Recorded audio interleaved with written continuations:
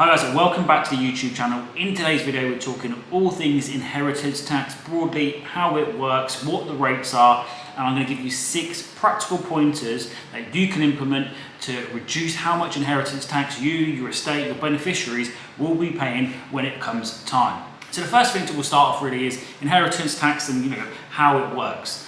So usually for most people you'll pay inheritance tax in the UK when you die, unless you make a chargeable lifetime transfer, which is usually putting property into a trust or assets into a trust.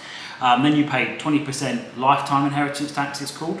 But for most people, when you die, your assets over and above the nil rate bands and the allowances you've used will be subject to inheritance tax at a whopping 40%. So it really is a significant tax. And of course, if your money's tied up in real estate and illiquid assets, it's going to cause some headaches trying to raise enough money to actually meet that inheritance tax bill.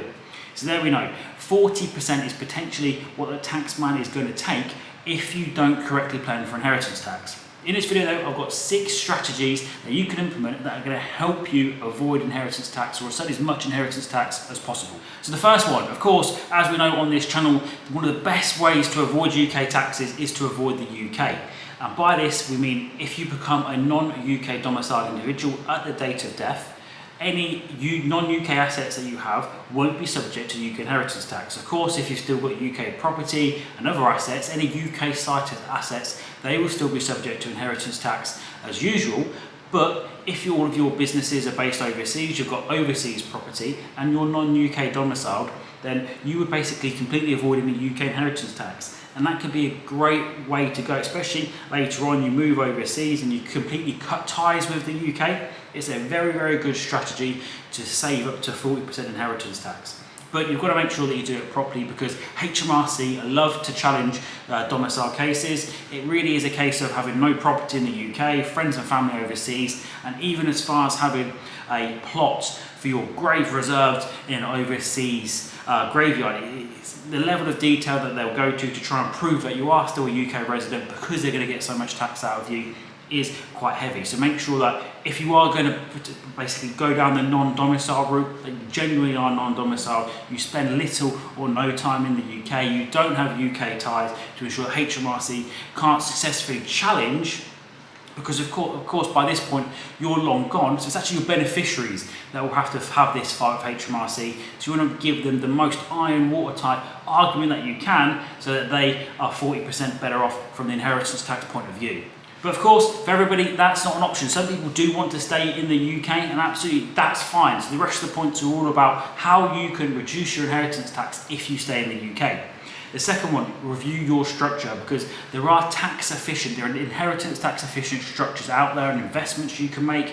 If you've got businesses that qualify for business property relief, which can give up to 100% tax exemption, inheritance tax relief. And even for property investors, if you've got a family investment company where you're not entitled to the growth or the capital value of the property portfolio, that goes straight to the next generation, completely avoiding, if not significantly reducing the amount of inheritance tax that you're liable to.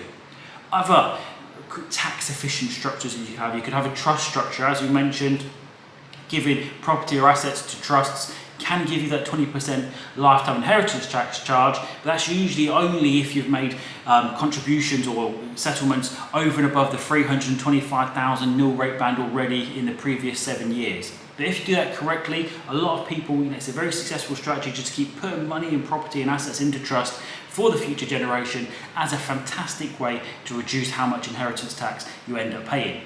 The third, well, actually give money away, give assets away. This can be a great way as long as you there's a 7-year rule in inheritance tax at the end of the day. And basically, if you give an asset away and live a full 7 years, it's usually completely exempt from inheritance tax. If you give an asset away and then die in a couple of years after, you do get something basically called tapering relief, where as long as you live for a certain number of years, the inheritance tax you end up paying will be reduced. There will be a saving, but in inheritance tax, 7 years is the golden rule.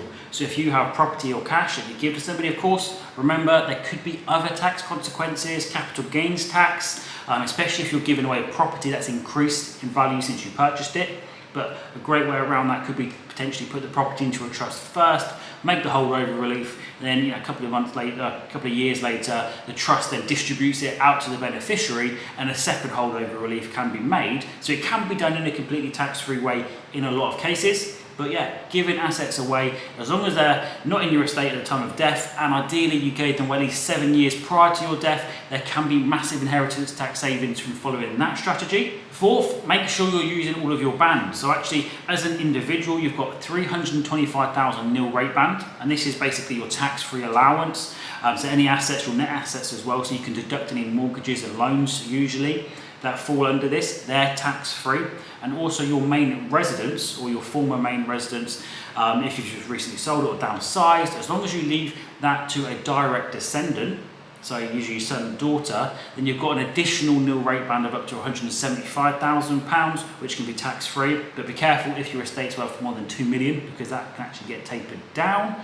And then we've got the fifth one, which is the £3,000 annual allowance. I'm sure, as we've seen with these, £3,000 really isn't going to make a dent on things, but it is a small thing to utilise. So each and every year you can just give capital away, £3,000, and there's nothing to worry about with that. That is completely inheritance tax free. And then the last one, which is probably the best one of them all, is basically gifts out of income. So where quite often the older generation have got surplus income, they getting decent income from rental, from dividends, from their pension, and they start giving it away. And as long as it doesn't impact your quality of living and it doesn't come out of your capital, this is completely inheritance tax free. So it can be a great way to get the grandparents to pay for the children's school fees directly. That's a great way to reduce inheritance tax, because ultimately if they don't make this, if they don't spend their money effectively and just let it keep building up and building up, building up, which is often the case, that's just more cash sitting in their bank and in their savings, which will be subject to the 40% inheritance tax at that point in time. So gifts out of regular income, that regular gifts out of income is a fantastic one. It's probably one of the most underutilised, that basically just start to give as much income away as you can. Make sure it doesn't impact your quality of life, because if HMRC can argue that, then they can basically argue that it was a lifetime transfer. But there we have it, guys. There's 6 ways that you can start paying less inheritance tax. Found this very useful, learned something new, give it a thumbs up. Anything you want me to cover in future videos, do drop it in the comments, because I'm always up for new ideas, new tax areas to help you guys understand and minimise. That's all for today, guys. Bye for now.